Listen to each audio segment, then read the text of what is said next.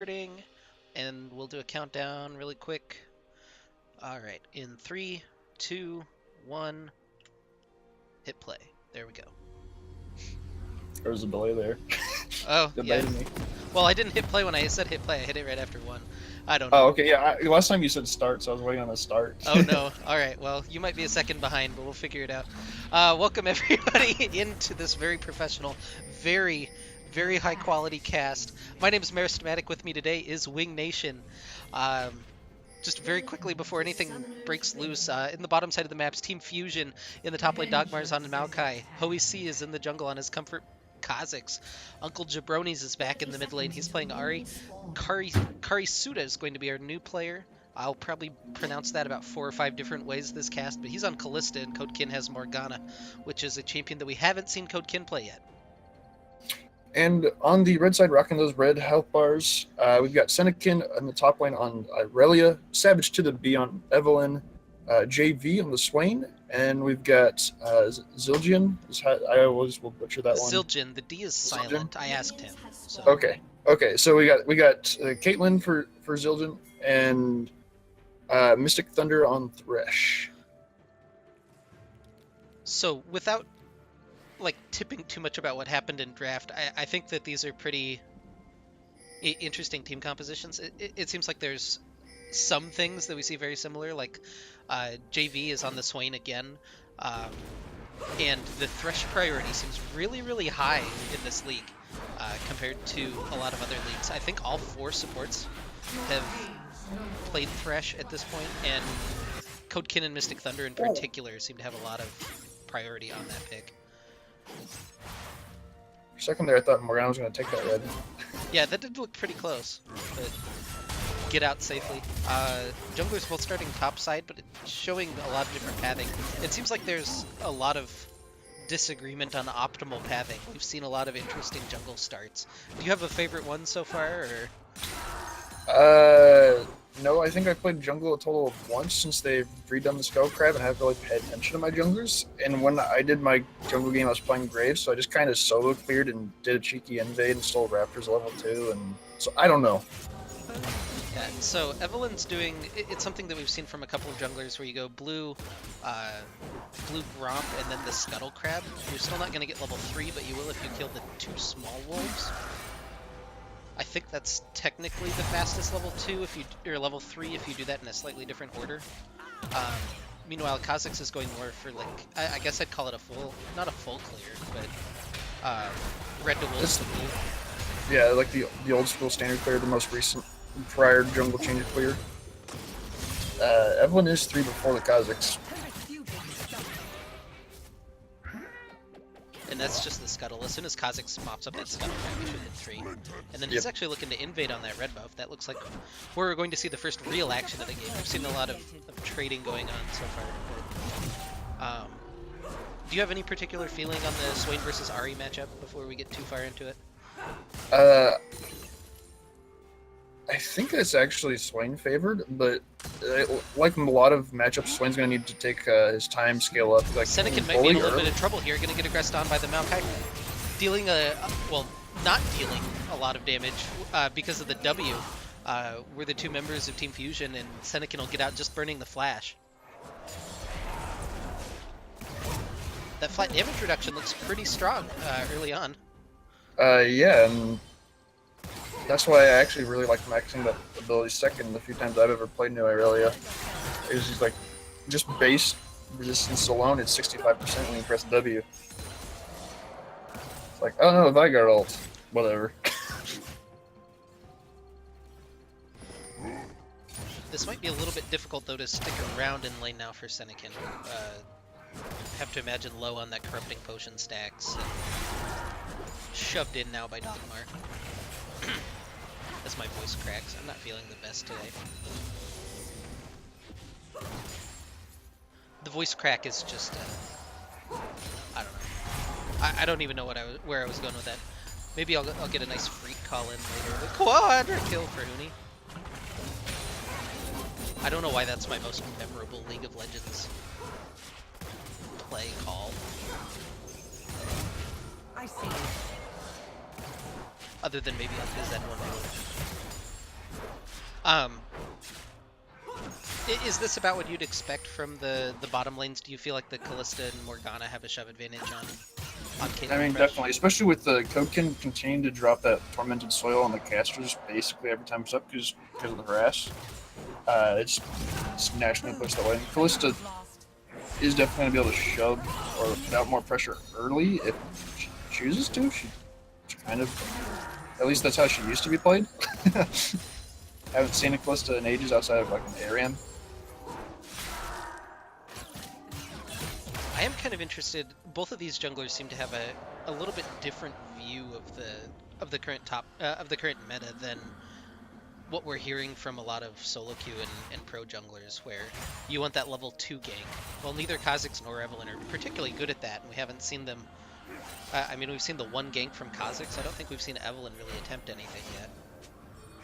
Not really. She probably just going to want to sit there, hide in her jungle until she hits 6 and can be a true champion and sneak up on some people. I just think it's kind of interesting that difference between what's hyped right now in solo queue and what isn't. Hook from Mystic Thunder is going to land on Karasuda. It's, I mean, it could have been a 3v3, but they smartly Benis Breakers are going to back out as JV was back in base, so it would have been a 4v3 as everybody was able to rotate over. Yeah, JV does have teleport though. Would have been able to get there. I don't know if you would want to use. Dogmar's level 6, looking to go aggressive on Senekin, and that's actually a pretty nice chunk of damage from the Maokai coming out. Still has the ultimate available. First item Tiamat there on the Irelia. That's kind of interesting. I'm wondering if it's because she feels like she's been shoved in so far this game, just wants the wave clear. Dogmar's gonna... That was more from just I think from like the wave manipulation and then the timing of the gank from Hoey up in the top lane, because then there was a huge... And honestly, CSing his Irelia under tower is not that difficult. It's got a really smooth auto attack. Ooh, that's a nice one from Mystic Thunder though. Trap was just a little bit too far back there from Zildjian. Now he's out of mana, forced to retreat. Dark Binding doesn't connect. Every lane is fighting all of a sudden. It looks like this is going to be the big point. Oh, Maokai walked into the ultimate. I think might have been fine had he just stayed in. Has the Aftershock.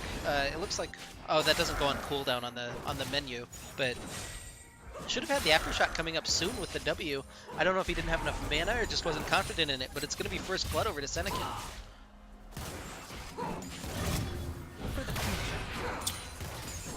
What is that called? Holy, that Vanguard's Edge. That's a dumb name. All right. Oh, the ult? Yeah, for the ult Irelia? for Irelia. Vanguard's Edge. Yeah.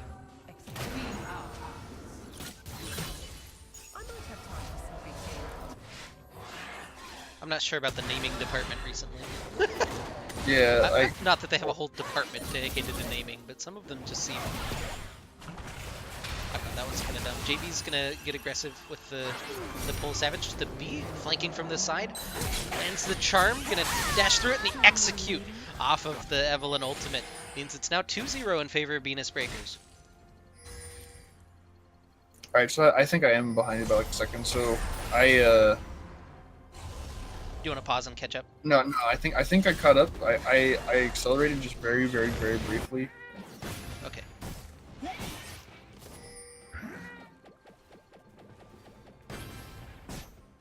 Let me know if we need a break to catch up, because we don't want to be too far desynced at least.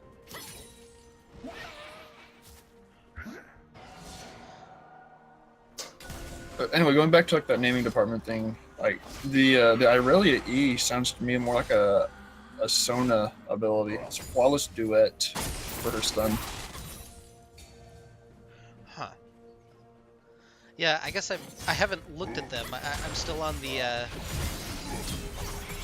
old names. There's that flawless duet that we were talking about. As Senekin goes aggressive, slow comes down onto Dogmar. I don't think they're going to be able to actually find the thing. Hoey C is here. That's a straight assassination onto Senekin. Turning on to Savage to the B now. Lands the Void Spikes for the slow, but not able to continue aggressing as Savage to the B uses that out. But there's the Fate's Call in the bottom lane as Karasuda looks to get aggressive. Ultimate's being popped, and it looks like Mystic Thunder is just going to be trapped there. Still had the flash available, maybe not respecting it immediately. OEC now looking aggressive in the top lane, but Savage to the B shouldn't have too many issues immediately there. But I like the cross-map play from Team Fusion. They knew the jungler was top, so they send Jabronis to bottom lane and collapse for a nice kill there. Just seeing Kha'Zix make me excited from the developer notes where they're gonna revert his R back to the 3 stacks. Well, here comes Senekin on the teleport and JV as well. That Vanguard's edge lands as Karasuda trying to dance around in it. JV goes through to Demonic Ascension, dealing a lot of damage. Senekin finally able to finish off Karasuda, but it is traded back by Codekin. JV now given the suck to the Morgana, and will finish him off. Dogmar teleported in during the middle of this, was zoning out the bot lane, but it looks like he might be in trouble now. OEC joins the fray as Uncle Jabronis is flayed in, and we'll go down to the Caitlyn auto. Hoey gonna just jump away, and now 4 members of the Benis Breakers in the bot lane looking to push, or maybe the Dragon. They seem kind of undecided on the objective. Looks like the Dragon's gonna be the call. What were you seeing in that bot lane fight? A little bit of everything. I actually was, more than anything, I was surprised how quickly that Irelia died. Like, I know that she's got no health items yet, or no real resistances, but she kind of, like, landed a very solid ult to start things off, had the 3 marked targets for resets on her dash, and just kind of died. Sapling over the wall, maybe the attempt to steal here, but it looks like the Dragon should be secured by the Benis Breakers. Early Earth Dragon feels pretty good, can help push the objectives later on in the game. I think the biggest thing there was Swain was able to basically like do a late roam to have that fight happen, and did not use his teleport. Still hasn't used it once this game.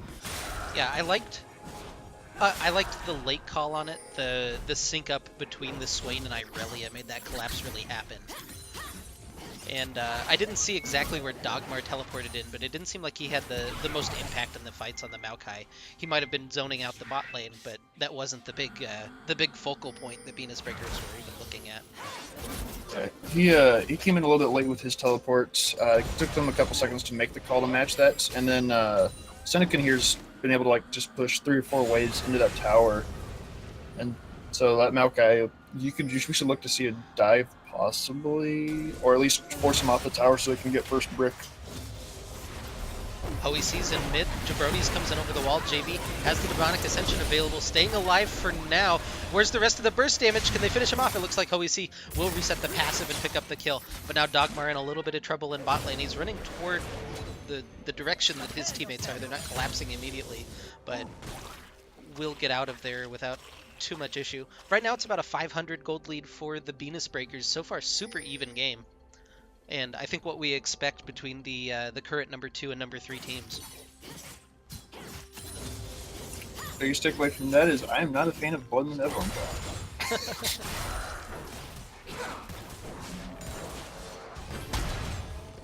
Senekin trying to finish off the tower, but OEC is here. If he can get the tower, that's almost a worthwhile trade. Oh, he picks up the kill onto OEC as well. Able to turn that, the double dash. Not able to finish off Dogmar, but the minions do. The double kill and the tower going over to Senekin. What a play by the Irelia.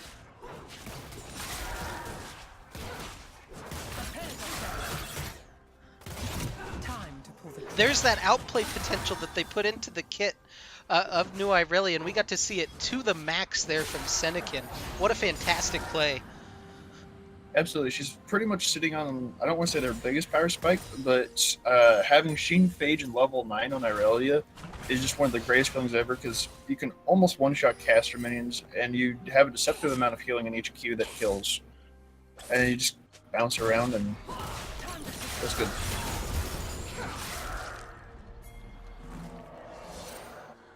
So now Benis Breakers looking to maybe make another play on the map. They were signaling toward bot lane, but check out the wards from both teams. They actually both have this bottom side lit up.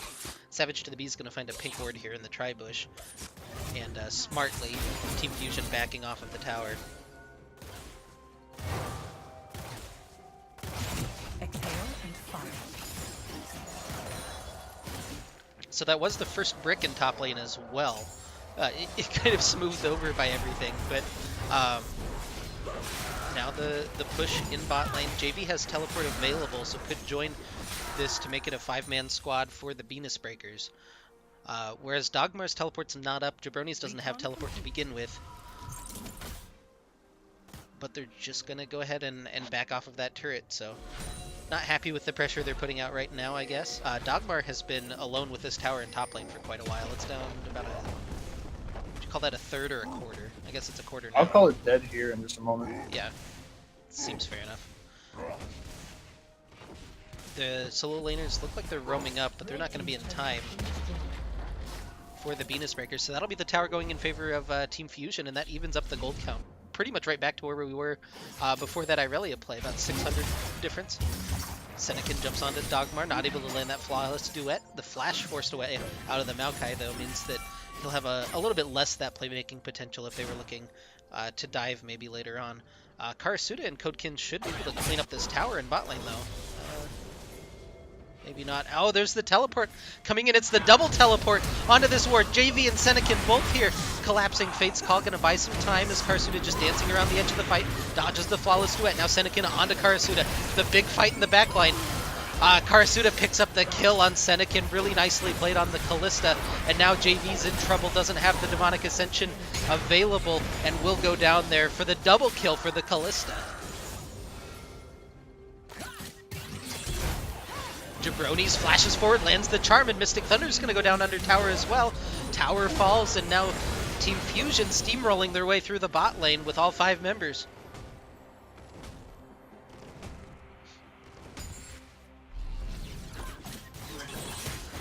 Really good response so far by Fusion. Are they overstaying, though? Savage to the B on the flank.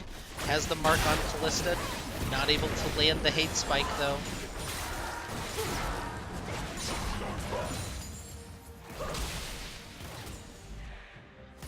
JV and Mystic Thunder getting close to returning. Looks like Savage to the Beast spotted out just a little bit in the jungle.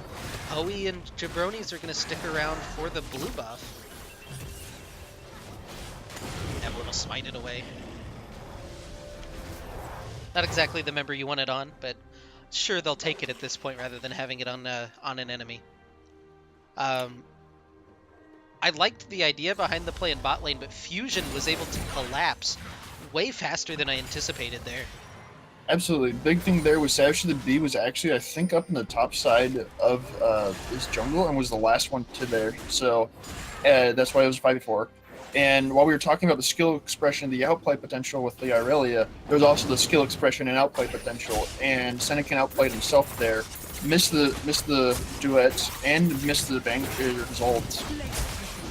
So no basic, like literally no resets for the dash, and a huge amount of damage output from the Irelia is just negated just because he missed a couple skill shots. Mm-hmm. And part of that too was Karasuda doing a really nice job just staying on the edges of the fight as Callista. It's a really important skill if you're going to play that champion, being able to dodge out some of those abilities and only see them coming one at a time at you rather than just dogpiling, because that's when you're weakest. Savage to the B and Hoey are going to meet here. That does not go very well for the Evelyn. JV gets charmed over the wall as well. That'll be a clean 2 kills going over to Team Fusion. Now the Rift Herald looks like the objective. I really don't like Abyssal Nest now on the Swain. I know you can use it in certain situations, but like if you're going to be binded on, maybe not against an Ahri. Part of her damage is true damage. And that alone pretty much negates the point of taking the MR. And like outside of your Q, you pretty much just cut your damage output drastically. Yeah, I would definitely see the argument if there were more magic damage dealers, but as it is, it's really Ahri and I mean a little bit from the Morgana and the Maokai. Yeah, but there's such little mag damage that's kind of like eh. I would rather get the more health and like scale up to try and survive like a Kha'Zix assassination, or require a couple more autos on the Callista before she can rend.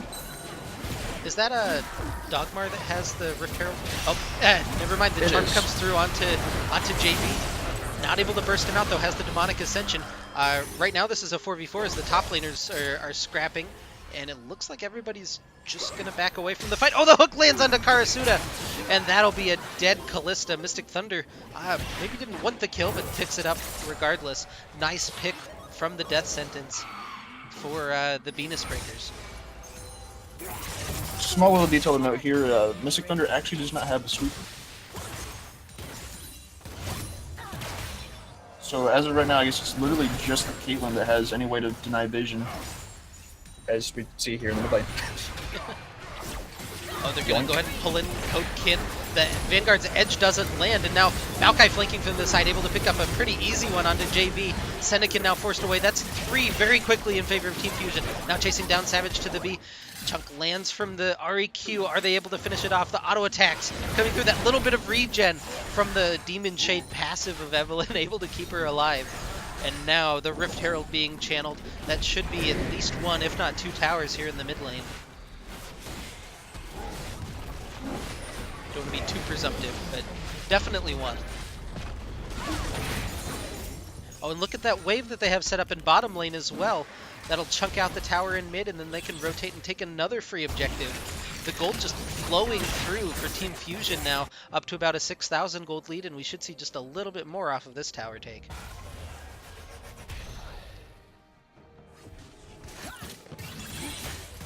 You don't want to overstay, though. All 5 members of Benis Breakers are here. Well, are relatively close to try to contest. Savage to the B gets chunked out underneath tower, so it will just be the tower going over to Team Fusion.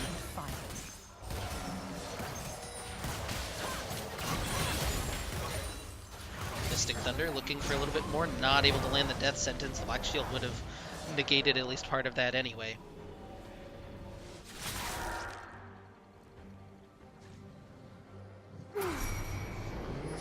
So now Benis Breakers in a little bit of a tougher spot.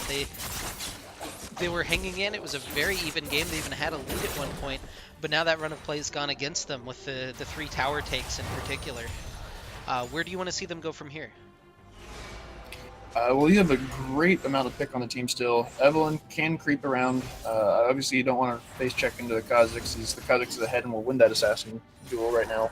But between the Swain Yoink, the Thresh, Death Sentence, you got to get yourself a pick on a priority target. Shut down gold changes, really beneficial. And you have to let someone get, like, some priority target and get the kill, whether it be the Swain or the Caitlyn. The Swain's not doing so hot. So you might be able to rubber band him back in a little bit. You might not be able to. Or, like, help accelerate the Caitlyn to her 2-3 items back. She is a little bit behind as well. So I guess a follow-up question: which of these teams wants to see the late game? Which one scales better, do you think? Honestly, well, I would say actually we got the red side, but we've got the Swain going for the more defensive build.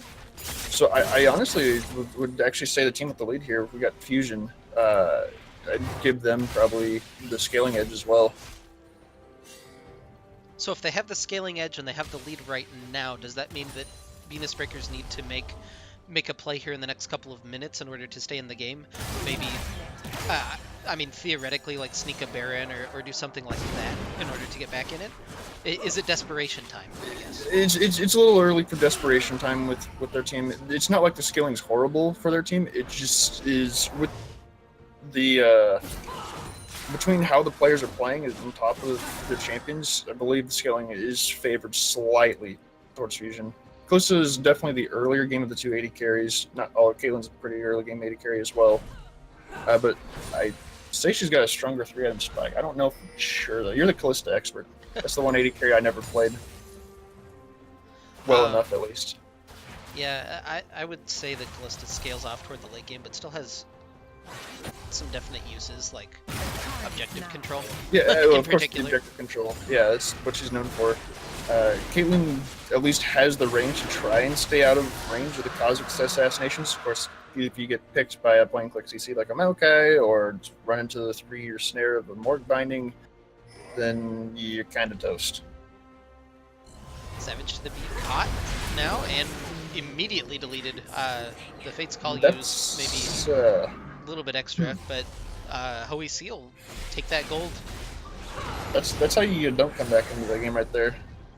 Yeah, jungler picked. Now, I don't know that Baron is the ideal objective because Jabroni's is on the opposite side of the map, so it'd still be 4v4. But they're actually going for it. Dogmar's a pretty tanky boy, so... I should do it with the Callista and then the Kha'Zix ISO damage. I should do it at a relatively decent rate if they've got the health bars for it. Ace in the hole comes through from Zildjian. Just a warning shot across their bow. Senekin dashes into the bush. Doesn't look like he wants the engagement just yet either. They should... Oh, now they see Jabronis has rejoined. So this is the 4v5. Mystic Thunder lands the hook and is forced to flash away from his own initiation. Nature's Grasp coming through, not able to secure any initiation for Team Fusion. And they'll just have to be satisfied with clearing out the minions in the jungle again. If they even want the jungle. Looks like we're just going to do the loop back to Baron. But now you're missing that Nature's Grasp. You're actually missing every ultimate except for the Soul Shackles from Morgana. So I don't know that you're in the ideal position to fight, although you only have the Agony's Embrace and the Demon Flare available on the other side. They are just going to Fnatic push it. And we see on the top side there, Benis Breaker's doing a good job so far checking every bush they've wandered into. Hook lands onto Hoisi while he's invisible. Forces a jump away. Karasuda now looking to get aggressive, just chunks through Senekin. Takes him down to about half with a handful of those spears. Wasn't even able to get off the Rend. Still a tense moment here as Fusion don't seem particularly eager to pull the trigger on the Baron. I don't blame them at this point. We've seen multiple teams in this league throw leads that they've had at the Baron. And with them already doing the test Baron, they saw how much damage they took the prior attempts. Dogmar's the one you want taking it. He has it right now. Wards over the wall do spot them doing it. So now it's up to Benis Breakers to respond. Senekin has teleport available. Another ace in the hole, just gonna come across, do a little bit of damage to Uncle Jabronis. Hoey has pulled off of the Baron. They're looking for that initiation. They have every ultimate except the Kha'Zix now available. And again, we'll pull off. Neither team seems willing to really commit to anything. But at the same time, it's preventing Benis Breakers from scaling. They're not getting a whole lot of the farm while this is happening.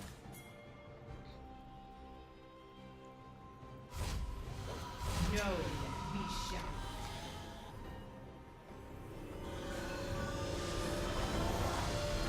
Savage to the B over the wall doesn't wander into to danger just yet. Look at the pink words from Team Fusion. There's 3 right in the vicinity of Baron. Means the vision's basically blacked out for Benis Breakers. And Savage spotted one of the control wards and placed a ward on it, but has cleared out no vision. They're really being careful about about checking into that Baron pit. It just shows that they feel like they're much weaker right now than the enemy team is. Which isn't necessarily wrong. Worth noting. Yeah, for sure. You don't want to face check into that invisible Kha'Zix. As Savage found out, like, he just kind of gets deleted if he happens to stumble into him. But now returning to the scene of the crime are Team Fusion. They're finding that last ward available for Benis Breakers as they sweep into the enemy jungle once again. Savage and JV just trying to pick up some farm on the opposite side of the map while we have a little bit of a lull in action. We're sitting here, a very tense moment here at 29 minutes into the game, and it does feel like this Baron's going to make or break the game. Now it's started up again by Team Fusion. Jabronis set off in the wing, maybe looking for a pick onto the Evelynn if she comes in to try to contest.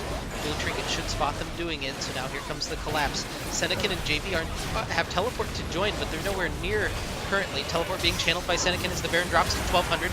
Rend comes through to secure the Baron for Team Fusion. Savage to the B, forced to use the Agony's Embrace over the wall, and now Senekin's trapped in the Baron pit. This should be a bunch of kills going over to Team Fusion. Senekin able to mop up 1 against the run of play, but it's not going to matter as 3 members fall, as well as the Baron, and now Team Fusion has the Baron power play available. Where did JV teleport to? I don't know. Did he even use it for that fight? It's already halfway back. So unless he, even if he canceled, it shouldn't be that far. Did he like teleport to catch away bottoms earlier or something? Goofy? I'm not sure. I guess it'll just remain a mystery unless we go back to watch it. Dogmar is going to use the teleport to go ahead and save the one melee minion there, and they'll go ahead and grab the inhibitor at 30 minutes in and be able to just go around the horn now. Bottom lane in trouble as well. Hook, I don't think Mystic Thunder really wanted it even if he got it. 7th tower falls in favor of Fusion, and it's just the objectives right now that are starting to add up against Benis Breakers.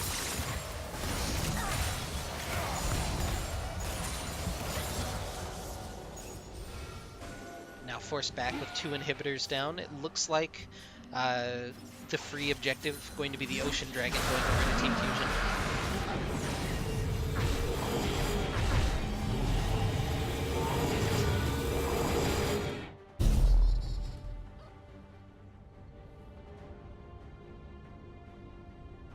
There hasn't even been anything like unordinary, like build-wise, outside of like the Swain doing a slightly older build path to like commentate on this game. It's been. Do you like the Zanya's first on the Morgana?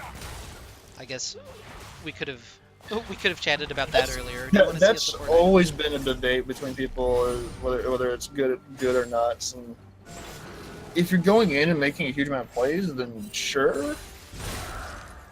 But there's a lot of sustained damage, I guess, from the Venus Breakers. So it might save you for just a moment or two if you happen to get lucky, maybe like dodge the bird bomb swing. But outside of that, I don't know. So now the push coming in to top lane. This is very by the book so far from Fusion, as they're running toward that top side. Kokin and Savage to the B are over here on the side. Dark Binding going to catch the Evelyn into the charm, and that'll be a kill going over to Hoec. Jabronis uses the Spirit Rush just to try to find another target, not able to turn on anybody, but it'll be another inhibitor turret going down. And this is looking very very workmanlike from Team Fusion. Kokin uses the Fate's Call to get in, not able to land the binding off of the end of it though. And that's 2 inhibitors. This should be a 3rd one going down in favor of Fusion. And pull in the Maokai, I don't. And this is such a difficult situation for Venus Breakers now. Kokin gets pulled in. Hook lands onto Uncle Jabronis. Can they turn anything back? Demon Flare in the background from JV. 1-for-1 so far as Senekin dives in, grabs the 2nd, and now Karasuda's in trouble as well. A lot of shields and heals coming out, but there's the triple kill for Senekin. Now Dogmar is the last one left alive for Team Fusion, and they finally have enough damage to finish him off as JV picks up the kill. That's a 5-for-2 ace, but only defends the base. I don't think they're going to be able to get any objectives off of this, other than hopefully keeping their Nexus turrets alive. One more shot from that Super Minion isn't quite Super going Minion's to do trolling. It was like, nah, I want this tower now. Yeah, report Super Minion. So they stay alive for just a little bit longer. Yeah, it just looked like kind of a messy fight from Team Fusion. They should easily win a front-to-back fight, but when it's separated like that, the Irelia just tore through the members of Team Fusion. Entering that fight, Irelia had hit her a huge 3-item spike with like the Holy Trinity, we call it. Literally Triforce. And if you got your Titanic Hydra and Sterex, that Sterex pops and you just surprise people like 500, 600 damage off a dash. But Venus Breaker's now dealing with the double Super Minion waves. There's no Baron buffs left for Team Fusion. I don't know. It's still a while from coming up, I guess. Maybe about 2 minutes. I didn't catch an exact timer. Flawless Duet not able to slow up Karasuda. Now Senekin's in trouble. That's a solo kill for Karasuda onto the Irelia. Hoec comes in over the wall, the assassination. So 2 1v1 outplays. It looks like that's going to secure the win for Team Fusion as they come in. Karasuda now jumping forward. JV in a lot of trouble, forced to flash back into his own fountain. Bronies gets hooked in. Flayed not quite into the fountain. Now JV trying to use the Demonic Ascension will trade one back. Is Codekin going to fall to the auto attacks from Caitlyn? But the base is just in a little bit of trouble right now. That's just a handful of super minions wailing on their Nexus. So they're able to trade a couple of kills successfully back, but the defense not happening there. And Team Fusion takes the 1-0 win. And unfortunately, that's the 1-0 series win. That's it. So Zani's dodged a bird bomb. Exactly like we were saying, yeah. Work. So go ahead, hit me up with the game and series MVP all rolled into one. Game and series MVP. I'm gonna give it to Hoey actually on this one.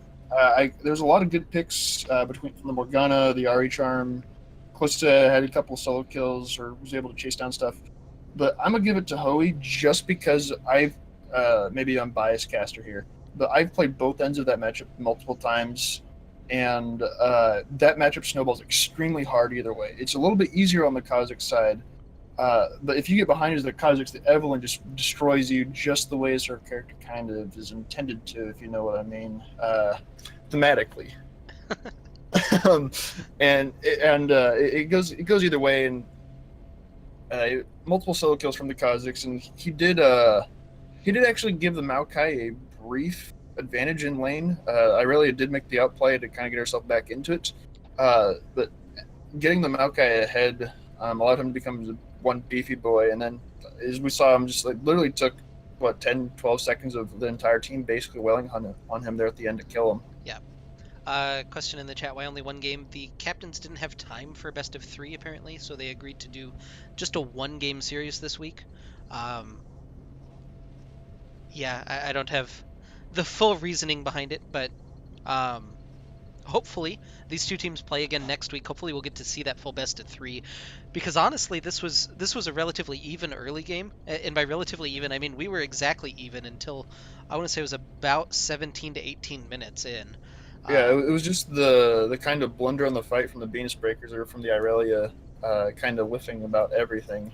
That was when also in Savage not being in that fight. That 5v4 down the bottom lane essentially kind of is what broke it open.